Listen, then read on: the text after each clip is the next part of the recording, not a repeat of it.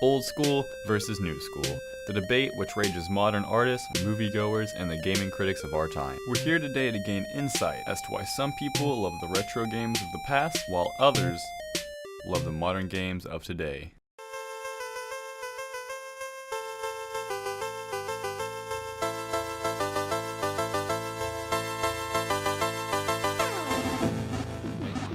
What are your standpoints on the innovation in gaming compared to modern games versus retro games?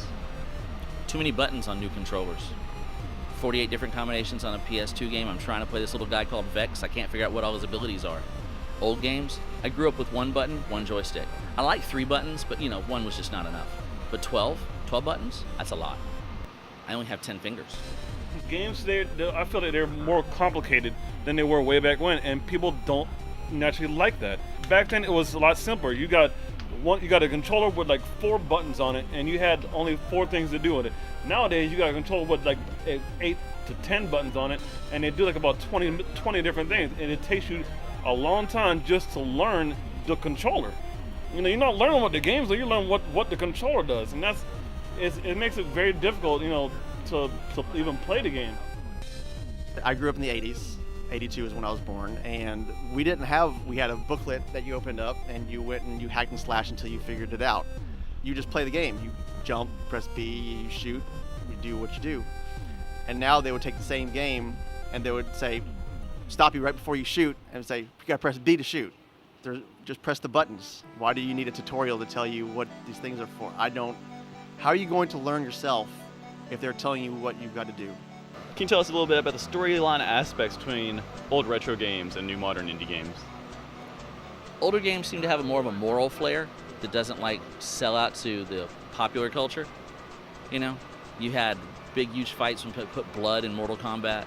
You had people get upset and have to make sure it was a turn-offable feature, like in Turok. But the newer stuff, they don't seem to have limits.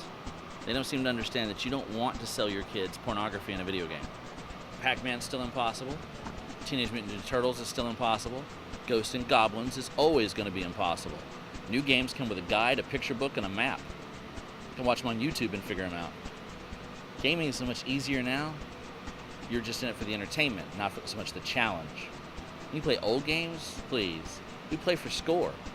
New games don't even have score. Tell me about the game feel between old games and new modern indie games. Well, the new stuff is like watching a movie. It has a plot so detailed you play it through one time and you're pretty much done. Old games, you can challenge yourself and your friends 150,000 times and never really be done. Even if you have to shove in 50 extra quarters to beat Teenage Mutant Ninja Turtles Arcade, you are going to then play it again and try to do better with less lives, less quarters. What is true gaming?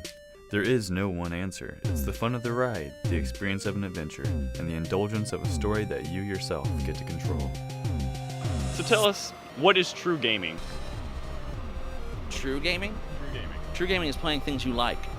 And playing it well because you like to play it. Not because it's on TV or your friends are talking you into it. True gaming is that game you play 20 years later